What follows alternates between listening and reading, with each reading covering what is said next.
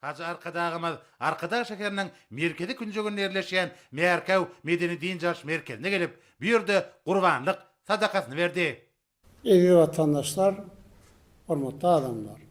Garaşly ýurdumyzda DEP'm desturlamyzy berja etmek üçin ähli şertler öredilýär. Raýatymyz mukaddes ýerlere ziyaret edip meçitlere barıp dua hem dilegler edýärler. Qurban bayramynyň bellinýän aýynda raýatymyň 3000 ogly İslam dünýäsiniň Amerikada bolan Mekke şäherindäki keramatly Kaaba ziyaret edip haç farzyny berja edýärler. Ana bugunam Qurban bayramynyň birinji güni Arkada şäherinde söýlen qurbanlyk hem sadakasyna gatnaşýar. Menden ähliňizi Qurban bayramy bilen gutlaýar. Qurbanlyk sadakalaryňyz edýän hem dua dileýäňiz kabul bolsun. Hormatly adamlar, Türkmen halky, Ursu, Allaly halk. İslam dininiň gymmatlyklary biziň öňden gelýän türkmençilik diýäplerimiz bilen berk baglydyr. Biziň ýolumyz halkyň ýoludyr. Halkyň ýolu bolsa, hakyň, hakykatyň ýoludyr. Hormatly adamlar, her Ahal welaýatynyň umamy teberek çykyp berdi. Ahal vilayetinin amamy teberek çykyp, Hacı arkadağımyzyň berýän gurbanlyk sadakasynyň kabul bolmagyny dileg etdi. Amin. Elhamdülillah, elhamdülillah, elhamdülillah Rabbil alemin.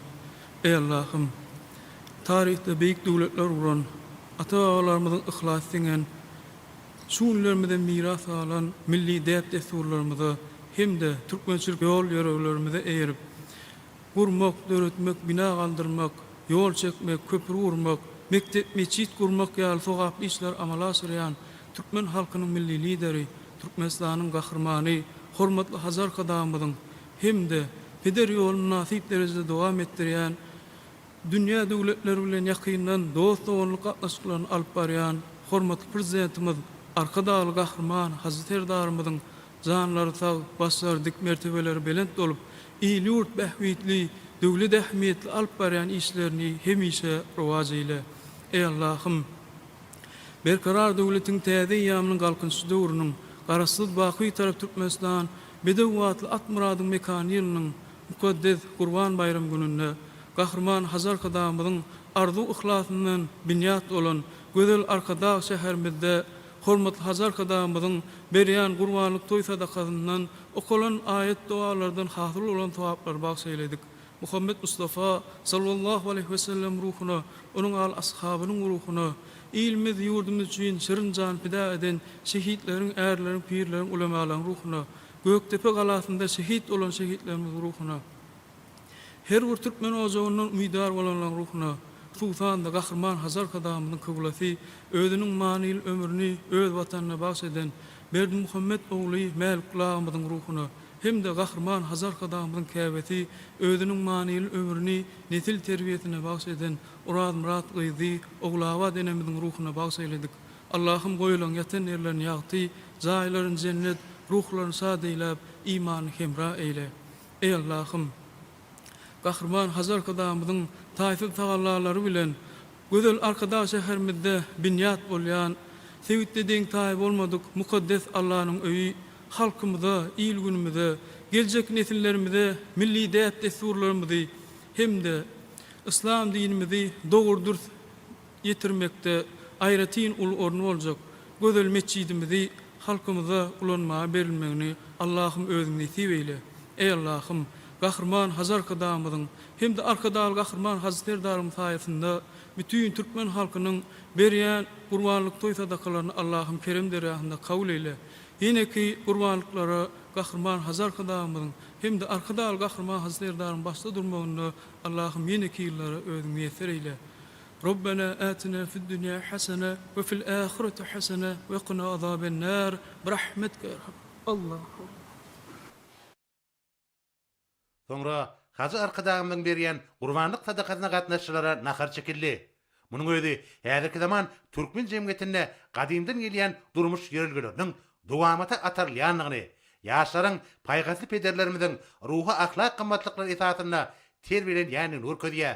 Bu bolsa insan perwerligiň birin nusgatydyr. Şunun bilen baglykda bir karar döwletiň täze ýamynyň galkynçy döwründe Gurban bayramy ruh belentligi hemde milli bitewlige alamatlandyrýan şanly bayramçylyk höküminde halkymyzyň durmuşynda mühim orda eýleýär. Gurbanlyk günlerinde milli taganlaryň taýýarlanmagy, sadakalaryň berilmegi we ýaşy dilekleriň edilmegi asyrlar aşyp gelýän asyrly ýörelgeleriň dowamata atarlýanlygynyň nobatdaky suut namasydyr. Hormatly adamlar, ýa-da bolsa Ahal welaýatynyň imamy ayet tewür edip berdi. Ahal welaýatynyň imamy ayet tewir edip asyrly ýörelgeleriň bir karar bolmagy ugrunda ýygyderli alad edýän Hacı arkadagymyň we arkadagy Hacı serdarymyň jaganlarynyň sag ömürleriniň ulak bolmagy, ýurdumyzyň abadançylygynyň, halkymyzyň bagtyar durmuşynyň bir karar bolmagyna görükdirilen beýik işleriň arawaşyklary besenmegini, Hacı arkadagymyň berýän gurbanlyk sadakatynyň kabul bolmagyny dilek etdi. Evi vatandaşı bugünkü Gurbanlyk sadakatyna okulan ayetler, edilen dua, dilekler Allah Taalanyň dergähine kabul bolsun. Hormatly adamlar, köp sag bolun. Sağlıkta görüşelim.